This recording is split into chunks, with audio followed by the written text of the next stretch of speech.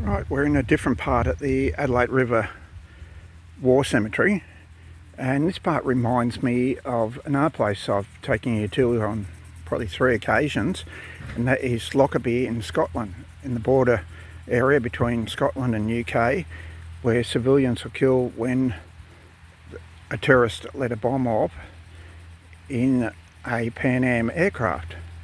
Killed them all. Now this particular memorial here has 9 graves.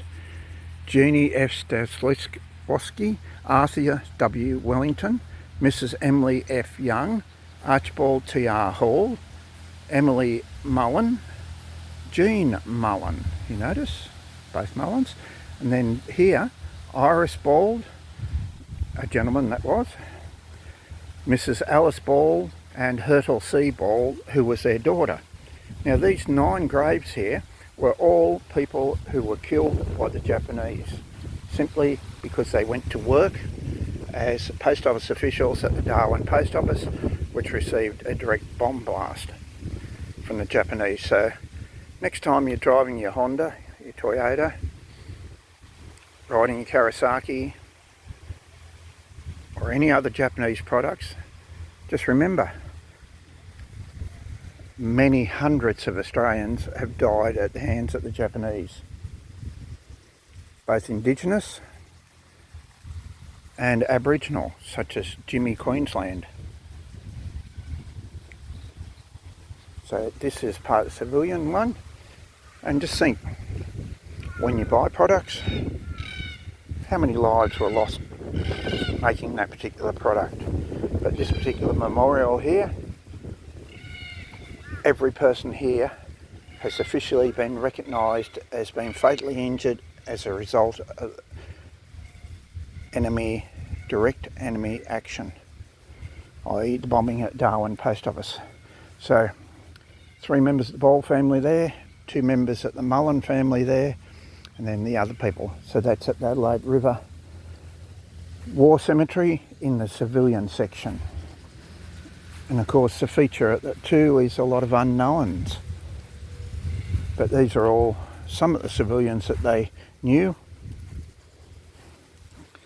and were able to bury here. So it's right next door to the war cemetery.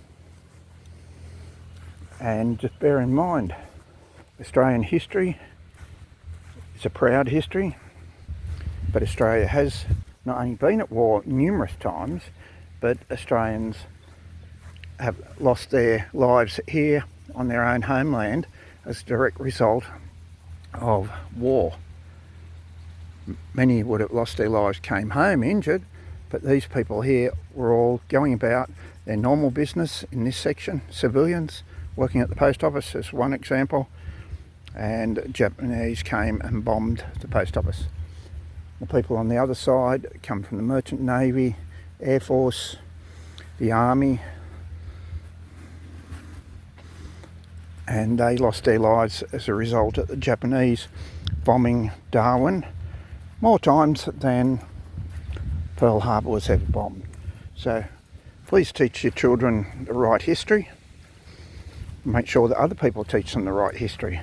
But if you're up this way, headed to Darwin from Katherine, stop off in Adelaide River and pay your respects to those that paid the ultimate sacrifice to keep Australia a free country.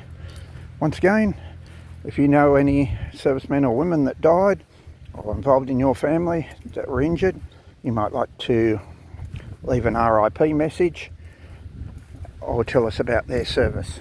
We tend not to recognise them as much in Australia as, say, America does. And it'd be nice to know that Australians recognise those that paid the ultimate sacrifice for their freedom. So that's Adelaide River.